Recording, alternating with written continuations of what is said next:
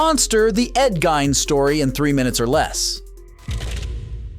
The latest Netflix miniseries of Monster recounts the life of the infamous murderer and grave robber Ed Gein. The miniseries starts by introducing young Ed as a peeping Tom who is completely under the control of his extremely strict puritanical mother, Augusta. After Augusta humiliates him for his sexual urges, Ed murders his brother Henry in a rage and hides the crime. When Augusta dies of a stroke, Ed's sanity collapses. He begins exhuming graves, dressing in his mother's clothes, and recreating her presence with corpses. Episode 2 jumps to 1959, intertwining Ed's story with Alfred Hitchcock's development of Psycho. Through flashbacks, Ed's fascination with Ilse Koch, the Nazi witch of Buchenwald, fuels his obsession with human skin and death. Ed murders Mary, a bartender, taking her body home where he undresses her and wears her underwear. In episode 3, Ed's depravity has spiraled further. Now he is fashioning items out of human skin and continuing on his murder spree. Meanwhile, in the Psycho storyline, Anthony Perkins, who plays Norman Bates, struggles with his identity and the psychological effects of embodying Gein.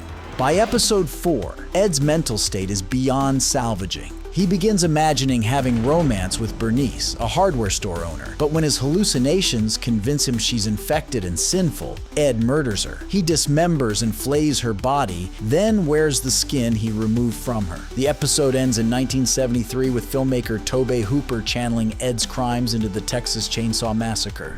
Episode 5 sees Ed continuing his fixation on Ilse Koch. He goes to the cemetery and takes the corpse of Mrs. Adams to use in acts of necrophilia. Ed is arrested in episode 6 after Bernice's mutilated body is discovered. Police uncover the furniture, masks, and keepsakes he made all from human remains. During interrogation, Ed claims he only robbed graves, though evidence suggests otherwise. In episode 7, Ed is declared insane and sent to a mental institution. He strikes up imaginary radio conversations with Ilse Koch and trans icon Christine Jorgensen, revealing his schizophrenia and gender confusion.